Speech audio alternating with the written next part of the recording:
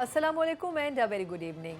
हर मुल्क में सियासी इंतखाबात से पहले बड़े बड़े अलाइंसेस बनने का मौसम आता है और लगता यह है कि इंतखाबात की अनाउंसमेंट के बाद पाकिस्तान में भी ये मौसम आ ही चुका है। यकीनन चाहे अपोजिशन की बेंचेस का अंदाज़ा जिन पॉलिटिकल पार्टीज़ को है वो अपोजिशन में बैठने के लिए अलाइंसेस बनाने की कोशिश करेंगी, और वो जमातें जिनके बारे में दावा भी किया जा रहा है और जिनको उम्मीद भी है कि वो इंतखाबात में कामयाबी के बाद हुकूमत बनाने की पोजीशन में होंगी, वो भी अपने अलाइंसेस के लिए भरपूर तरीके से तैयारी कर रहे हैं। सर फहरिस्त जमात मुस्लिम लीग नून के हवाले से खबरें ये हैं कि उनकी तरफ से कोशिश तो पूरी की जा रही है, और जो इसमें इंपॉर्टेंट सूबे जिनको बज़ाहिर हुकूमत में वो इख्तियार तो नहीं होता लेकिन हुकूमत बनाने में उनका इख्तियार बड़ा होता है, यानी कि सूबा सिंध और बलूचिस्तान, इसके हवाले से नून लीग अपना ग्राउंड वर्क मुकम्मल कर चुकी है और अब प्रैक्टिकल ग्राउंड में उतरने के लिए तैयार है।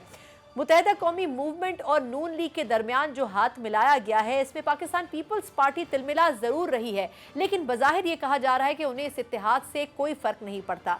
लेकिन जानने वाले जानते हैं कि मुत्तहिदा कौमी मूवमेंट किस तरीके से किसी भी गेम को पलटने की ताकत रखती है, और शायद इसका अंदाज़ा मुस्लिम लीग नून को भी बखूबी है। अब अगला पड़ाव देखना यह है कि बलूचिस्तान में मियाँ नवाज शरीफ साहब का होने वाला है, जिन्होंने एक रोज़ बाद बलूचिस्तान में पहुँचना है, और सुनने में ये आ रहा है कि वहाँ से कई बड़ी शख्सियात मुस्लिम लीग नून की जमात में शामिल होने का इरादा भी रखती हैं, और कुछ ऐसी शख्सियात भी हैं जिन्होंने कुछ हफ्तों और महीने पहले तक पाकिस्तान पीपल्स पार्टी से मोहब्बत का भरम भरा था। लेकिन अब ज़रूर हालात में तब्दीली आई है और वो तमाम लोग अब मुस्लिम लीग नून का रुख कर रहे हैं। क्या मुस्लिम लीग के कायद नवाज शरीफ साहब के लिए ये मुमकिन हो सकेगा कि वो इन इलेक्टेबल्स को अपनी जमात में शामिल करने का फैसला कर सकें, क्योंकि उनके ऊपर जमात में अंदरूनी और बैरूनी दबाव भी होगा। और सबसे बढ़कर ये कि जो सूबाई हुकूमत बनाने का ख्याल अगर तो मुस्लिम लीग नून के जहन में है, तो क्या ये ख्वाब शर्मिंदा ताबीर होता हुआ नज़र भी आएगा या फिर नहीं। इन्हीं तमाम इशूज़ और मुस्लिम लीग नून का अभी जो टाइप ऑफ टैक्टिक्स है, जो गेम प्लान है, उसके ऊपर बात करने के लिए जो शख्सियत हमारे साथ मौजूद है, इसके लिए सबसे मुस्तनद भी हैं, जो इन है नून लीग की उससे बखूबी आगाह भी हैं, और रिसेंटली उनको मंशूर कमेटी का चेयरमैन भी मुकर्रर किया गया है। सीनियर रहनुमा हरदिल अजीज़ हैं इरफान सिद्दीकी साहब। सर बहुत शुक्रिया इरफान सिद्दीकी साहब, एक मरतबा फिर आप हमारे साथ मौजूद हैं, आपका बहुत शुक्रिया। सर ये फरमाइएगा कि पहले तो एक बड़ा बॉम्ब गिरा मुत्तहिदा कौमी मूवमेंट और नून लीग के इत्तेहाद से पीपल्स पार्टी पे, उन्होंने कह दिया इससे तो कोई फ़र्क ही नहीं पड़ता। आपको बज़ाहिर क्या लगता है सर कि क्या इससे कोई फ़र्क पड़ेगा पीपल्स पार्टी को जो इत्तेहाद बनाया गया है? बहुत शुक्रिया सना।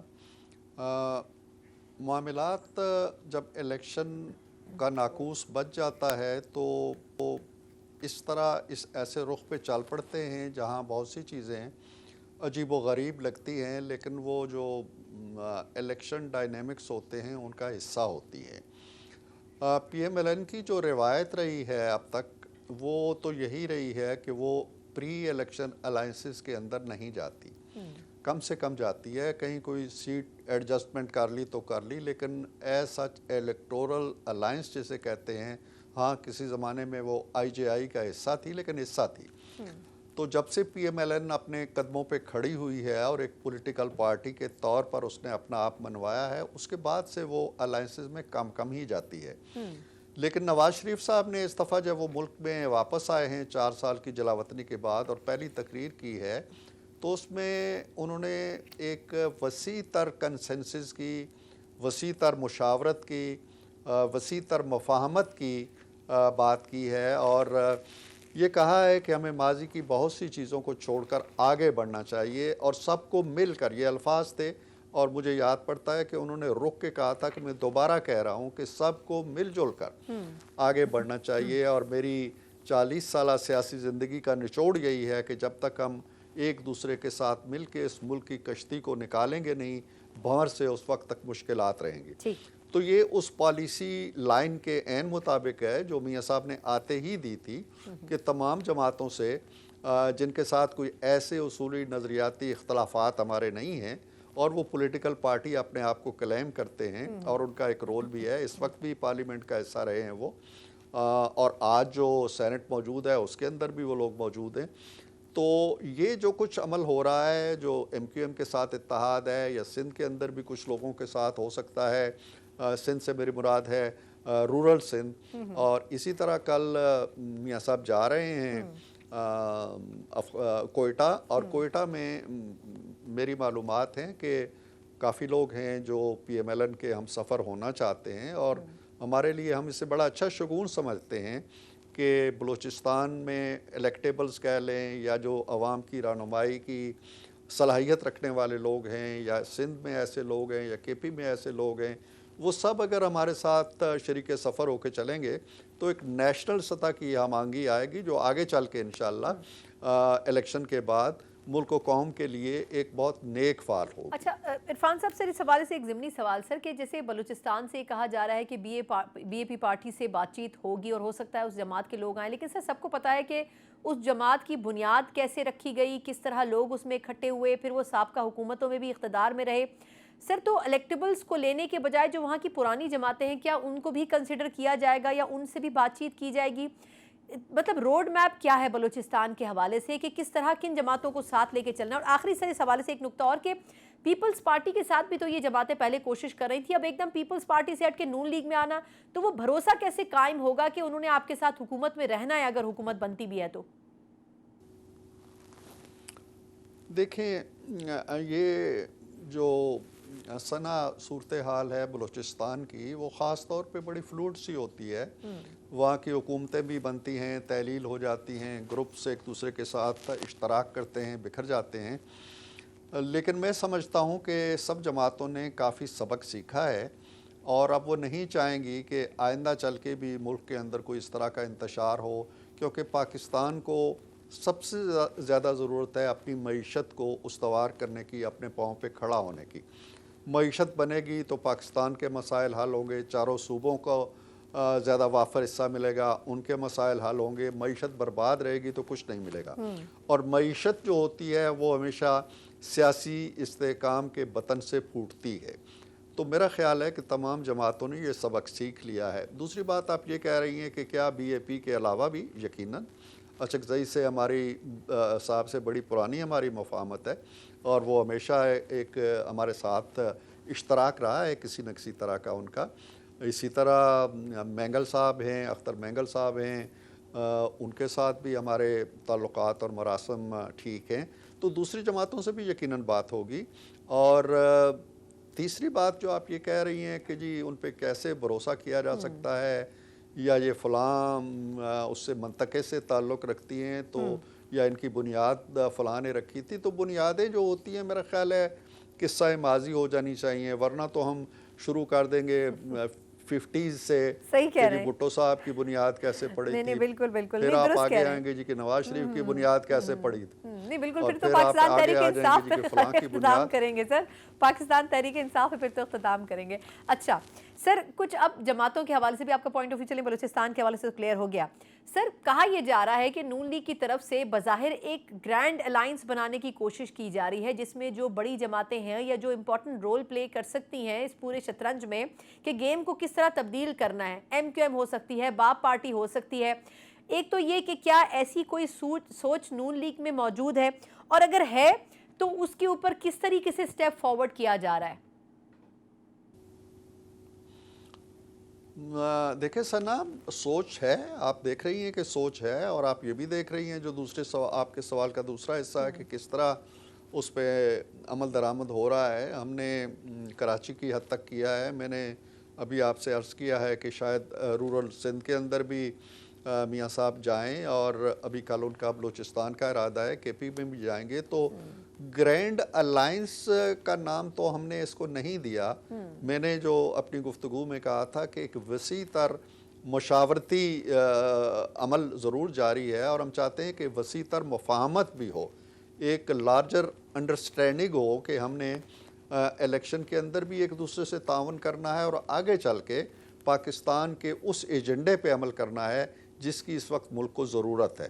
تو یہ ہے بنیاد، اصل میں اس کی یہ ہے کہ آگے چل کے ہم قدم رہنا ہے، اور میرا خیال یہ ہے کہ تمام پارٹیاں، جیسے میں کہہ رہا ہوں، جیسے مسلم لیگ نون نے خود سبق سیکھا ہوا ہے۔ بالکل، میں نے کہا اپنی گفتگو میں کہ ہم ہمیشہ جو تھے وہ الگ سے انفرادی طور پہ الیکشن لڑتے تھے۔ اس دفعہ ہم جا رہے ہیں پری الیکٹورل الائنسز کہہ لیں یا مفاہمت کہہ لیں، تو یہ by the passage of time جماعتیں جو ہیں وہ آگے بڑھتی ہیں، سیکھتی ہیں، اور میرا خیال ہے اچھا عمل ہے، جتنی مفاہمت ہو جائے اتنا اچھا ہے۔ اچھا سر یہ فرمائے گا کہ ابھی سب سے پہلے تو نون لیگ اور ایم کیو ایم کے درمیان جو ایک اتحاد بنا، تو اس میں انہوں نے کہا کہ ایک بلدیاتی سسٹم سے متعلق آئینی ترمیم کا ایک خاکہ ہے جو میوچلی ہم سے ڈیسائیڈ ہوا، اور پھر اس کے بعد انہوں نے کہا ہے کہ وہ ہم نے پیش کیا ہے کہ ایک ایسا سسٹم ہونا چاہیے. لیکن سر اگر وہ ایسا سسٹم اپلائی کرنے کی کوشش بھی مستقبل میں کی جاتی ہے تو پاکستان پیپلز پارٹی تو اس میں سب سے بڑی رکاوٹ بنے گی. تو اس کو امپلیمنٹ کیسے کریں گے؟ اگر وہ آئینی ترمیم کے طور پر پیش بھی ہو جاتا ہے تو پیپلز پارٹی تو اس کو کبھی اصل شکل میں جانے ہی نہیں دے گی نا. وہ اس کو پھر کس طرح ڈیل کیا جائے گا؟ دیکھیں ثنا، میرا خیال نہیں ہے کہ ایسا ہوگا. میں پہلے بھی عرض کر چکا ہوں کہ پیپلز پارٹی ایک جمہوری جماعت ہے. وہ اختلاف بھی کرتے ہیں ایک دوسرے کے بارے میں. جب الیکشن ہوتے ہیں تو چٹکیاں بھی لی جاتی ہیں ایک دوسرے کو. لیکن آپ دیکھتے ہیں کہ بے نظیر بھٹو شہید اور نواز شریف صاحب کے درمیان جو دو جماعتیں تھیں، اس قدر اختلافات تھے کہ ان کا تصور کرنا بھی مشکل ہے. لیکن دونوں کے درمیان میثاق جمہوریت ہوا. پھر دونوں جب اسمبلی میں تھے تو انہوں نے 13ویں ترمیم کی مشترکہ. یعنی آپ تصور کر سکتے ہیں کہ نواز شریف بطور وزیر اعظم اس کی حمایت کر رہا ہے اور قائد حزب اختلاف بے نظیر بھٹو کھڑی ہو کے اس کی حمایت کرتی ہیں. 14ویں ترمیم ہم نے کی اکٹھے، 18ویں ترمیم ہم نے کی اکٹھے. ہم 2008 کے الیکشن کے بعد کولیشن میں چلے گئے ایک دوسرے کے ساتھ. ہم پی پی پی کی حکومت میں شامل ہو گئے. ابھی ہماری مشترکہ حکومت رہی ہے. لہٰذا پیپلز پارٹی کے بارے میں یہ تصور کرنا کہ جی وہ جو بھی ہم اچھا قانون لانے کی کوشش کریں گے وہ مخالفت کرے گی، ایسا نہیں ہے. وہ کوئی ایسی نووارد جماعت نہیں ہے جو صرف مخالفت پہ اور لڑائی پہ یقین رکھتی ہے. وہ مفاہمت پہ، زرداری صاحب مفاہمت کے بادشاہ گنے جاتے ہیں. اور جب کوئی قانون ملک کے مفاد میں ہوگا، بلدیاتی انتخابات کے وہ بھی بڑے حامی ہیں، وہ بھی ان کی بھی تجاویز آ جائیں گی. تو ایک ایسا قانون اگر بلدیاتی اداروں کی مضبوطی کے لیے بنتا ہے تو مجھے بالکل 100% گمان ہے اور بلکہ یقین ہے کہ وہ اس کی حمایت کریں گے. ٹھیک. اچھا، اب آپ نے سر پیپلز پارٹی کا حوالہ تو دیا کہ وہ ایک میچور سیاسی جماعت کے طور پر کام ضرور کریں گے، لیکن سر جو بیانات ان کی طرف سے آ رہے ہیں وہ یہ کہہ رہے ہیں کہ جی جب پچھلی حکومت پیپلز پارٹی کے جو قائد ہیں زرداری صاحب ان کی مدد سے بنی ہے تو اس مرتبہ پیپلز پارٹی کی طرف سے جیالہ جو ہے وہ پرائم منسٹر بنے گا. تو اس قسم کے سٹیٹمنٹس آنا اور یہ کہنا کہ جی اس مرتبہ پی ایم پنجاب سے نہیں ہوگا، اس مرتبہ لاہور سے اقتدار نہیں آئے گا، تو یہ سٹیٹمنٹس کیوں دے رہے ہیں وہ؟ سنا دیکھیں، نہ تو خوابوں پہ کوئی قدغن لگائی جا سکتی ہے، نہ آرزوؤں پہ قدغن لگائی جا سکتی ہے، نہ تمناؤں پہ قدغن لگائی جا سکتی ہے. یہ وہ چیزیں ہیں جو بغیر کسی پیسے کے آپ کے دل میں جنم لیتی ہیں، آپ کے ذہن میں جنم لیتی ہیں، آپ ان کا اظہار کرتے رہتے ہیں. ہوتا وہی ہے، تعبیر انہی خوابوں کو ملتی ہے جو زمینی حقیقتوں کے ساتھ ہم آہنگ ہوتے ہیں، زمینی حقیقتوں سے مل کے چلتے ہیں. ان خوابوں میں تعبیر کا رنگ نہ میں نے بھرنا ہے نہ کسی اور نے بھرنا ہے، عوام نے بھرنا ہے. عوام اگر انہیں ووٹوں سے مالا مال کر دیتے ہیں تو ہماری آنکھوں کا چراغ ہیں، وہ ہمارے سر کا تاج ہیں، وہ حکومتیں بنائیں، بالکل ہم ان کا ساتھ دیں گے. لیکن اگر عوام کی عدالت میں سرخرو نہیں. ہاں جی سر، لیکن آپ جس طرح محبت بھرے لفظ ان کے لیے یوز کر رہے ہیں، پریکٹیکلی نون لیگ اس تھوڑی سی مختلف نظر آ رہی ہے. دیکھیں بظاہر یہ لگ رہا ہے کہ نون لیگ پیپلز پارٹی کے علاوہ ہر جماعت سے ملاقات بھی کرنا چاہتی ہے، ملنا بھی چاہتی ہے، بات چیت بھی کرنا چاہتی ہے. کچھ سیاسی تنہائی کسی کوشش کی جا رہی ہے پیپلز پارٹی کو لے کے جانے میں، مطلب جہاں وہ جانے چاہتے ہیں وہاں نون لیگ نہیں دیکھیں، ایسا نہیں ہے. نہ ایسی بات نہیں ہے. اچھا، ایسی بات نہیں ہے سنا. آپ پولیٹیکل ہسٹری پہ نظر رکھیں جی کہ پیپلز پارٹی اور پی ایم ایل این یہ دو مخالف جماعتیں رہی ہیں، متحارب جماعتیں رہی ہیں، پولیٹیکل حریف ہے. انہوں نے تاریخ کے کسی حصے میں مل جل کے الیکشن نہیں لڑے، ایک دوسرے کے مد مقابل رہتے ہوئے الیکشن لڑے. کسی الیکشن میں ایسا نہیں ہوا کہ وہ ہمارے پاس آئے ہوں اور مفاہمت کی ہو ہم سے، یا ہم ان کے پاس گئے ہوں اور مفاہمت کی ہو ہم سے. ہاں، ہم ضابطۂ اخلاق پہ ضرور یقین رکھتے ہیں. آپ دیکھیں کہ ابھی میاں صاحب تشریف لائے ہیں باہر سے، تو سب سے پہلے جس لیڈر نے ان کو کال کی ہے اور انہیں خوش آمدید کہا ہے وہ زرداری صاحب تھے. جو پولیٹیکل پارٹیز ہوتی ہیں اور پالیٹکس کو ذاتی لڑائی نہیں سمجھتی، ان کے اندر اس طرح کی افہام و تفہیم ہوتی رہتی ہے. ٹھیک. اچھا، دو سوال سر. پہلے تو مجھے یہ فرمائے گا کہ اب انتخابات سے پہلے ایک الزام نون لیگ کے اوپر، یا یہ کہہ لیں کہ ان کو انڈر پریشر لانے کے لیے نون لیگ کو یہ جماعتیں لگا رہی ہیں کہ جی لیول پلینگ فیلڈ نہیں مل رہی ہے. ایک تو یہ کہ سر نون لیگ اس الزام کے ساتھ الیکشن کے میدان میں کیسے اترے گی. سر دوسرا یہ کہ الیکشن میں کامیابی اگر حاصل کر لیتی ہے اور حکومت بنا لیتی ہے نون لیگ، تو یہ جو 2018 میں آر ٹی ایس سسٹم بٹھایا گیا تھا اور نون لیگ کو ہروایا گیا تھا، اس حوالے سے کسی قسم کی کوئی انکوائری کی امید کی جا سکتی ہے پھر اس جماعت اور حکومت سے؟ دیکھیں، مسلم لیگ نون جو چاہتی ہے اور جو نواز شریف صاحب نے اپنی تقریر میں بھی بات کی ہے اور جو بات انہوں نے اپنی ایک پہلی جو بڑی میٹنگ لیڈرز کی بلائی ہے ارائیونٹ میں اس میں بھی کی ہے، وہ یہ ہے کہ یہ حقائق اپنی جگہ موجود ہیں. کس طرح آر ٹی ایس بٹھایا گیا، کس طرح نواز شریف کے خلاف مقدمے گڑے گئے، کس طرح انہیں نکالا گیا، کس طرح ججوں کو ڈرایا گیا، کس طرح ثاقب نثار صاحب کی ٹیپس پکڑی گئیں، کس طرح وہ ایک جج کے گھر جا کے کہتے ہیں جی کہ اس کے خلاف فیصلہ دو ورنہ ہماری 2 سال کی محنت ضائع ہو جائے گی. یہ سارے حقائق ہیں. اب ایک راستہ تو یہ ہے کہ ہم اس لکیر کو لے کے پیٹنا شروع کر دیں. دوسری چیز یہ ہے کہ ہم دیکھیں کہ میرے عوام کے پاس روٹی نہیں ہے. مزدور جو ہے وہ یہ سوچ رہا ہے کہ مجھے کل مزدوری نہ ملی تو میرے بچے روٹی کہاں سے کھائیں گے. عام متوسط گرانوں کا یہ حال ہو چکا ہے کہ جی ہم دوائی لیں ماں باپ کے لیے یا ہم بجلی کے بل ادا کریں یا بچوں کی فیسیں ادا کریں. یہ وہ صورتحال ہے جو آپ یوں جان لو جیسے گھر کو آگ لگی ہوتی ہے تو آگ لگنے کا سبب بھی کوئی ہوتا ہے بالکل یقیناً، لیکن ہم سبب کی طرف نہیں جاتے کہ یار دیکھو کون ماچس کس کے ہاتھ میں ہے دوسری گلی میں دیکھو، ہم پہلے آگ بجھاتے ہیں. تو ہماری ترجیح اس وقت یہ ہے، سیدھی سادی بات ہے بالکل کہ ملک کو اور عوام کو اس افتاد سے نکالا جائے. ٹھیک، بالکل ٹھیک. اچھا سر، آخری سوال کہ آپ کو منشور کمیٹی کا ماشاءاللہ سے چیئرمین مقرر کیا گیا ہے اور آپ اوورآل اس پروجیکٹ کے اوپر کام کر رہے ہیں. ایک تو سر یہ کہ اس میں بڑا ڈیلے نہیں آ گیا، مطلب یہ کہ یہ اب تک ہو جانا چاہیے تھا، چلے لیکن دیر آئے درست آئے. اب اس میں آفر کیا کرے گی نون لیگ سر؟ 16 ماہ آفر کرے گی یا ماضی کا دور آفر کرے گی؟ کیونکہ اس وقت جو ہمارے پاس ہم جس سچویشن میں اس میں بہت کچھ نہیں آفر کر سکتی سیاسی جماعتیں، تو کچھ اگر پوائنٹس آپ شیئر کر سکیں. جی بالکل ٹھیک کہا آپ نے کہ اس وقت ملک کی صورتحال کے تقاضے کچھ ہیں. ملک کی کٹی جو ہے وہ اس کی اجازت بھی نہیں دیتی، حالات بہت گمبھیر ہیں. لیکن 2013 میں جب نواز شریف نے اقتدار سنبھالا تھا تو اس وقت بھی حالات ایسے ہی تھے. دہشت گردی عروج پہ تھی، جیسے اب پھر دہشت گردی آ گئی ہے، اور دہشت گردی کے ساتھ ساتھ لوڈ شیڈنگ تھی 18 20 گھنٹے کی. اس وقت بھی جب ہم بیٹھتے تھے تو میاں صاحب یہی کہتے تھے کہ اللہ تعالیٰ کوئی سبب پیدا کرے کہ ہم ان چیزوں کا کچھ علاج تجویز کر سکیں. اللہ تعالیٰ نے وسائل دیے، چائنا سے سرمایہ کاری آئی، بجلی کے کارخانے لگے، دہشت گردی کو قابو پایا، ضرب عضب ہوا اور معاملات ٹھیک ہو گئے. میرا خیال یہ ہے کہ جب کسی لیڈر کے اندر ول ہوتی ہے، خواہش ہوتی ہے، عزم ہوتا ہے اور ارادہ ہوتا ہے اور ایک ٹیم ہوتی ہے تو وہ کسی نہ کسی حد تک ڈیلیور کر سکتا ہے. اور مسلم لیگ نون کا یہ ریکارڈ ہے. تو ہم بڑی بنیادی اصلاحات کر رہے ہیں. 30 کے قریب ہم نے کمیٹیاں بنا دی ہیں. کسی نہ کسی ماہر کو اس کمیٹی کا ہیڈ بنایا ہے. 20 تک وہ رپورٹ دیں گے ہمیں، پھر کام کریں گے. دیر نہیں ہے. یہ واحد جماعت ہے جو اتنی بڑی ایکسرسائز کر رہی ہے، کسی دوسری جماعت نے شروع بھی نہیں کیا.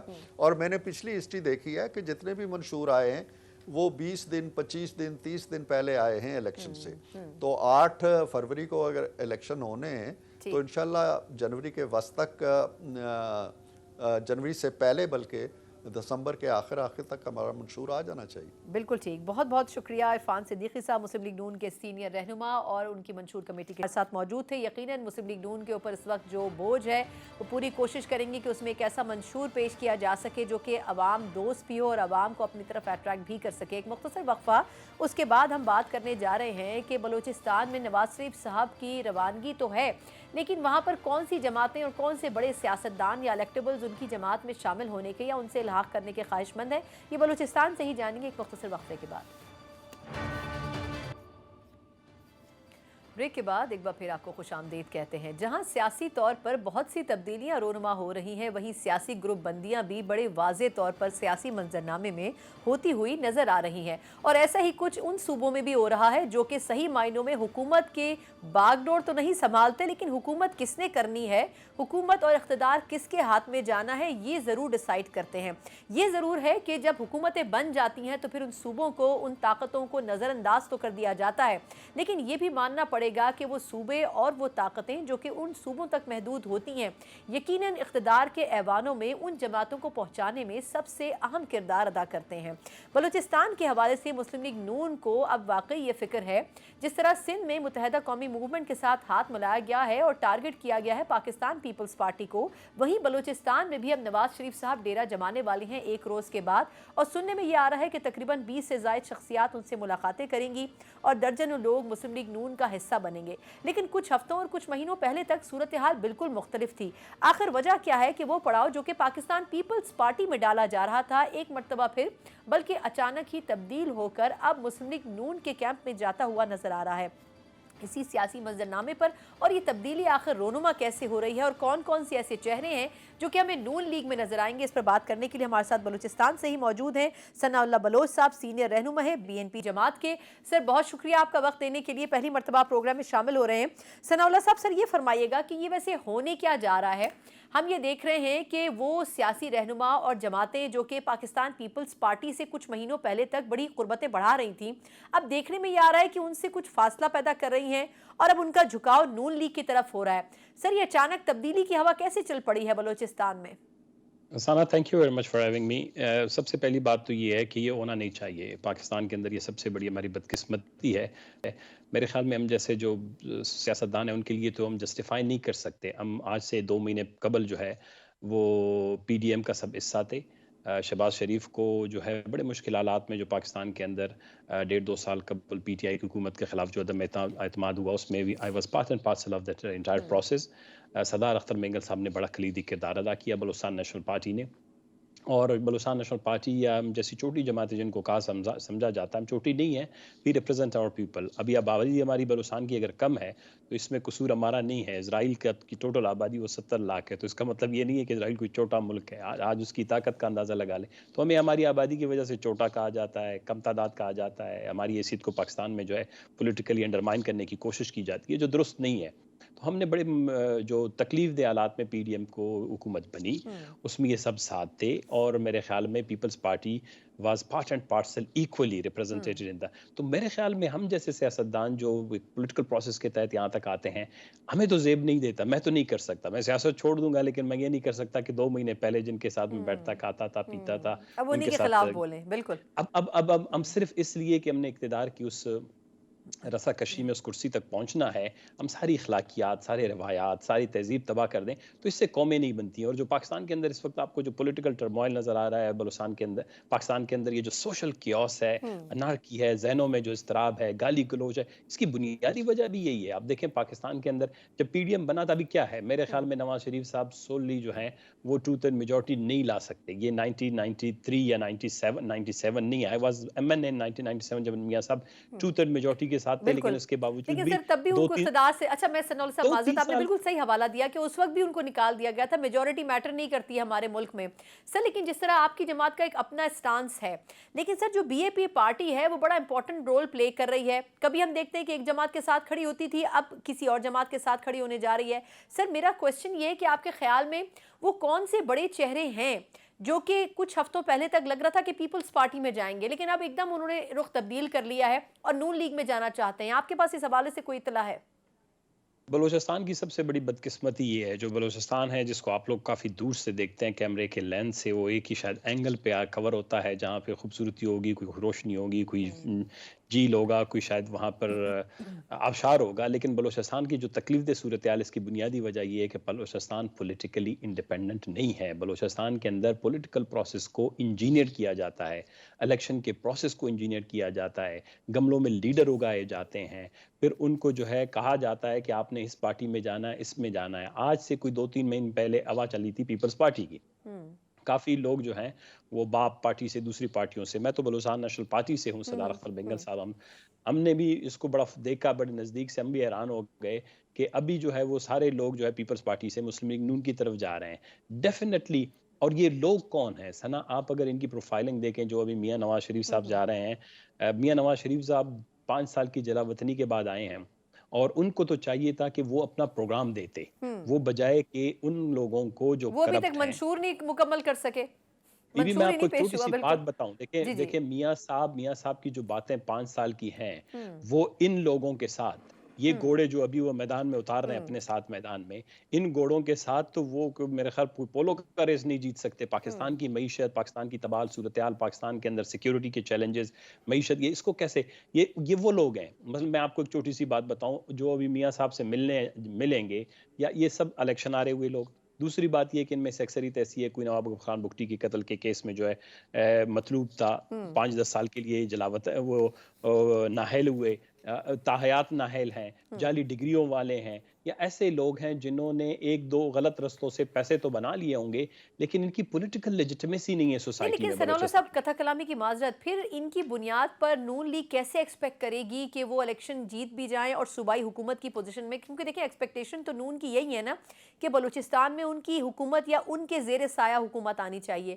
تو اگر یہ لوگ منتخب ہی نہیں ہو سکیں گے تو پھر یہ خواب کیسے شرمندہ تعبیر ہوگا؟ منتخب، دیکھیں بلوچستان کے اندر بدقسمتی یہی ہے جہاں لوگوں کا اعتماد اٹھ گیا ہے، نوجوان ہم سے مایوس ہیں، ناراض ہیں. گو کہ ہم پارلیمنٹ میں رہے، ہم اپوزیشن میں رہے، ہم نے کوشش کی کہ بلوچستان کے اندر جو بلوچستان کا ناراض طبقہ ہے، نوجوان ہے، ان کو پاکستان کی federation, constitutionalism, democratic rights, principles, human right, ان کے اوپر کنونس کریں، ان کو قوت دیں، ملازمتیں دیں، بلوچستان میں ترقی دیں.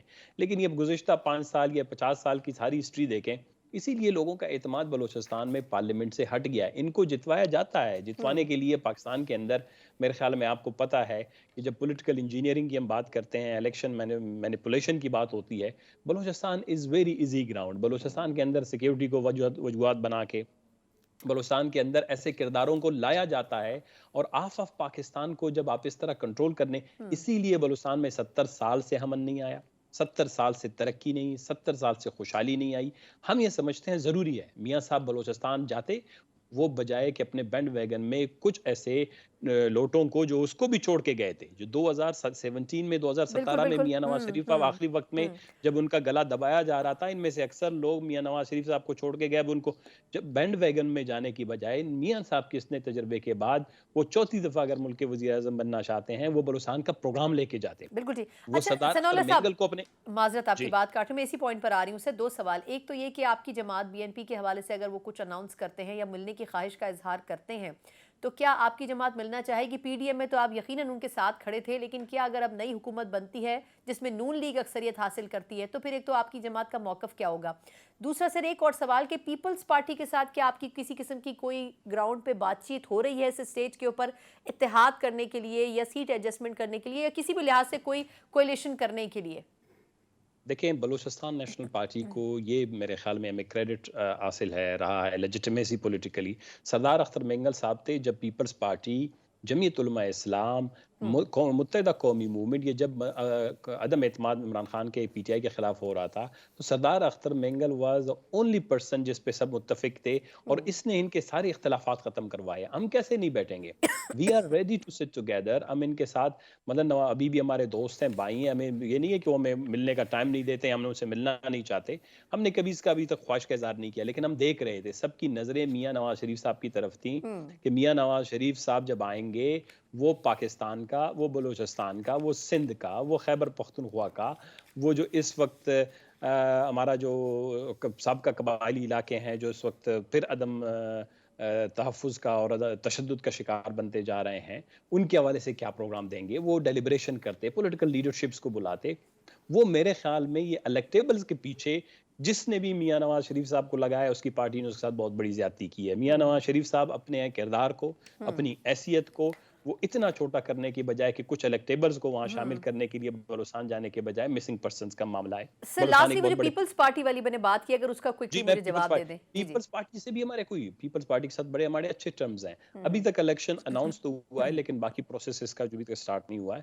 ہوپ فلی اس سارے پروسیس میں شاید ہمارے رابطے ہوں، شاید ہم ان کے ساتھ مل بیٹھ کے سیٹ ایڈجسٹمنٹ بھی ہوں کسی بھی پارٹی کے ساتھ. ہماری تو خواہش یہ ہے ٹھیک. کہ بلوچستان کے اندر جو بھی لیجٹمیٹ پولیٹیکل پارٹیز ہیں جن کی عوام میں سہ ہے، ان کو ملا کے بلوچستان کے اندر ایک اچھا، جس میں جمعیت علماء اسلام ہے، نیشنل پارٹی ہے، بلوچستان کے اندر اور چھوٹے بڑے 1-2 گروپس ہیں، ان کو پشتونخوا ملی عوامی پارٹی ہے، اے این پی ہے، ہزارہ ڈیموکریٹک پارٹی ہے. یہ بلوچستان کے آرگینک پولیٹیکل پروسیس کے جماعتیں ہیں.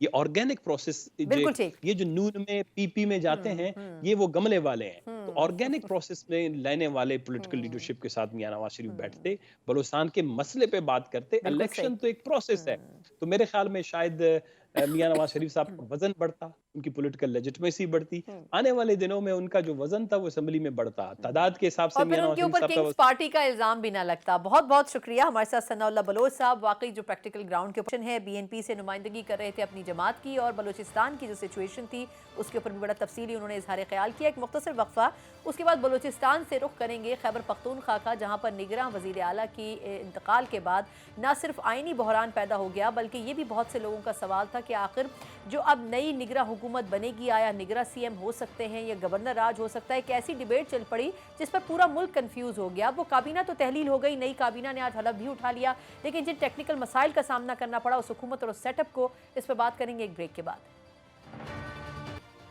بریک کے بعد ایک بار پھر آپ کو خوش آمدید کہتے ہیں. خیبر پختونخوا میں نگراں وزیر اعلیٰ اعظم خان صاحب کے انتقال کے بعد ایک عجیب سی صورتحال دیکھنے کو ملی. نہ صرف آئینی بحران پیدا ہوا, بلکہ اس حوالے سے یہ بھی کہا گیا کہ جی آئین خاموش نظر آتا ہے کہ ایسی سچویشن میں کیا کرنا چاہیے.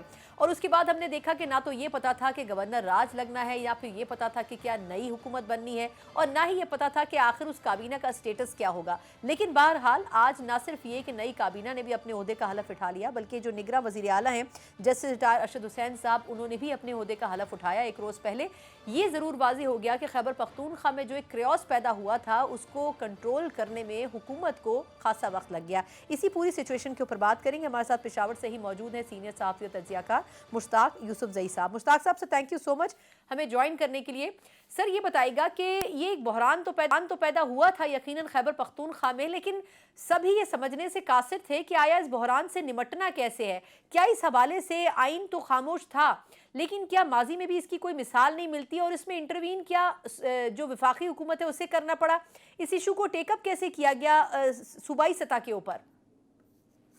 جی بہت شکریہ. اصل میں یہ جو آپ نے خود ایکسپلین کیا یہی صورتحال تھی آپ کی, کیونکہ ماضی میں اس طرح کبھی نہیں ہوا ہے کہ نگران وزیر اعلیٰ جو ہے وہ فوت ہو چکے ہیں, اور اکثر ہم نے دیکھا ہے کہ جب بھی نگران حکومت بنی ہے تو 3 مہینے کے بنی ہے, انتخابات ہونے کے بعد وہ گھر چلے جاتے ہیں. لیکن یہ بالکل ایک یہاں پہ انوکھا واقعہ تھا خیبر پختونخوا میں, اور کسی کو بھی اندازہ نہیں تھا, چونکہ یہ سب اچانک ہو گیا تھا. اصل میں اعظم خان صاحب کی عمر کافی زیادہ تھی, وہ 90 برس کے قریب تھے, اور ان کی صحت بھی اتنی اچھی نہیں تھی. ایک تو یہ کہ ان کے اوپر بہت بڑی ذمہ داری ڈالی گئی تھی, اور جب اچانک ان کا انتقال ہو گیا. معذرت آپ کی بات کاٹ رہی ہوں, لیکن ایک 90 سال کی شخصیت کو پھر بظاہر بنایا کیوں گیا تھا وزیر اعلیٰ؟ یہ خود بھی بڑا سوال ہے, اور اکثر لوگ یہاں پوچھتے تھے, اور جو لوگ ان کے ساتھ کام کرتے تھے اس عرصے میں, سارے جو گورنمنٹ آفیشلز ہیں وہ خود بھی پریشان تھے. کچھ لوگ ایسے بھی تھے سرکاری حکام جو ان کے قریب تھے, انہوں نے خود بھی انیشلی ان کو بتایا تھا کہ یہ جو ہے اپنے ساتھ زیادتی کی ہیں, کیونکہ ایک تو آپ کی ایج زیادہ ہے, دوسرا یہ کہ یہ جو گورنمنٹ بنی ہے کافی کنٹروورشل گورنمنٹ ہے, اور اس میں آپ کا اختیار بہت کم ہے, بہت محدود ہے, کیونکہ ایسی چیزیں تھی کہ وہ ان کے اختیار میں نہیں تھی اور ان کے اوپر برڈن پڑتا تھا. تو ایک تو یہ کہ اس وقت زیادتی ہوئی تھی کہ جب ان کو اسکیل کے اندر شامل کرایا گیا تھا. دوسری بات یہ تھی کہ چونکہ مختلف پلیئرز ہیں یہاں پہ اور سب کے اپنے اپنے انٹرسٹ ہیں, تو وہ پریشان تھے. اور دوسری بات یہ تھی کہ اس وقت خیبر پختونخوا میں پیسے نہیں ہیں جو وفاق کی طرف ہی دیکھتے ہیں, کیونکہ یہ دوسرا مہینہ کہ یہاں پہ جتنے بڑے بڑے اسپتال ہیں ان کے ڈاکٹرز کو تنخواہیں نہیں مل رہی, سارے ترقیاتی کام بند پڑے ہیں, تو وہ بھی ان کے اوپر ایک برڈن تھا. صحت کارڈ پچھلی حکومت نے لانچ کیا تھا, فری ہیلتھ سروسز. اچھا مشتاق صاحب, قطع کلامی کی معذرت سر, ایک سوال اور اس حوالے سے, وہ یہ کہ دیکھیں جو پچھلی کابینہ تھی اس کے اوپر تو بڑے, آپ نے خود کہہ دیا کہ بڑی کنٹروورشل بھی تھی وہ حکومت بھی, اس میں سے JUIF اور کچھ دیگر ایسی جماعتیں تھیں جن کے چاہنے والے یا ان کے قریبی لوگوں کو شامل کیا گیا تھا. کچھ ہیوی ویٹس بھی تھے جن کو نہیں ہونا چاہیے تھا جماعت میں, کچھ ایسے بھی لوگ تھے جو کہ کافی ملینئرز تھے, ان کو بھی شامل کیا گیا تھا. تو اب وہ تو تحلیل ہو گئی, لیکن اب جو نئی کابینہ جس نے حلف اٹھایا ہے اس کے اوپر سر آپ کی کیا رائے ہے؟ جی بالکل, اس وقت بھی یہ الزامات سامنے آ رہے تھے کہ کچھ لوگ پیسے دیے ہیں, اور چونکہ اس میں تمام سوائے تحریک انصاف کے باقی جتنے بھی سیاسی پارٹیاں تھیں تو ان کے لوگ شامل تھے, اور کچھ لوگوں کے بارے میں بہت واضح تھا کہ یہ اپنی لیڈرشپ کو پیسے دے کے آئے ہیں. تو یہ بھی بڑی عجیب بات تھی اعظم خان صاحب کے لیے, کیونکہ वो एक अच्छे ब्यूरोक्रेट रहे थे और उनकी काफ़ी अच्छी रिपोर्टेशन थी, लेकिन वो काफ़ी इस वक्त परेशान थे। अब जो बनी है तो ये जो देखिए जिस तरह ये इनका इंतखाब हुआ है नए वज़ीर आला का, तो इनके पास सिर्फ 2 दिन थे, क्योंकि वो कहते हैं कि जो हफ्ते को उनकी डेथ हुई थी तो 3 दिन के अंदर अंदर इन्होंने नया वज़ीर आला मुंतखब कराना है, जो अपोजिशन है और जो उस वक्त की हुकूमत थी। तो एक तो ये है कि यहाँ पे जो अवामी नेशनल पार्टी है, तहरीक इंसाफ है, उन्होंने खुद इसके ऊपर बड़ा लीगल और पॉलिटिकल क्वेश्चन रेज किया है कि ये जो अब अपोजिशन लीडर हैं और साबिक वज़ीर आला जो दोबारा मिलेंगे तो ये गैर कानूनी है, क्योंकि इस बीच में ठीक 11 महीनों के अंदर एक हुकूमत बनी है और ऑलरेडी 2 काबीना यहाँ पे रख चुके हैं, उन्होंने ऑलरेडी सर्व किया है। तो ये तुक नहीं बनता कि साबिक अपोजिशन लीडर और साबिक चीफ मिनिस्टर दोबारा बैठेंगे, लेकिन ऐसा लग रहा था कि ये प्री प्लान था, क्योंकि जब महमूद खान साहब जो साबिक वज़ीर आला हैं, इकराम दुरानी साहब जो अपोजिशन लीडर हैं, ठीक जब वो मिले तो वो जल्दी उनको बुलाया गया कि आप मिले। और इंटरेस्टिंग बात यह है कि जब ये दोनों मिले तो दोनों के जेब में जो कागज पड़ा था उस पर एक ही शख्स का नाम था, और वो था जस्टिस इरशाद हुसैन, जो अरशद हुसैन है, ये जो बीच वज़ीर बने हैं निगरान, तो उसका नाम था। तो ऐसा लग रहा है कि शायद पहले से ये तय था, उनको बताया गया था कि चलिए सर, इस मुल्क में बहुत सी चीज़ें तय होती हैं और बहुत सी चीज़ें लिख कर भी दे दी जाती हैं। बहुत बहुत शुक्रिया, आपने अच्छे नोट के ऊपर इख्तिताम किया है अपनी गुफ्तगू का। मुश्ताक यूसुफजई साहब पेशावर सहाफ़ी हमारे साथ मौजूद थे। यकीनन पेशावर में ये बहरान तो इन्होंने पैदा होते हुए देखा, लेकिन बहरान बज़ाहिर थमता हुआ नज़र आ रहा है। लेकिन ये भी बिल्कुल वाज़ेह है कि जो पहले की सूबाई हुकूमत थी उसकी काबीना के ऊपर इंतहाई संगीन किस्म के इल्ज़ामात आयद किए गए थे। अब देखना यह है कि जो नई काबीना बनी है क्या वो भी इन इल्ज़ामात की जद में आएगी या फिर नहीं। इसी नोट के साथ प्रोग्राम से मुझे इजाज़त दीजिए। अल्लाह हाफ़िज़।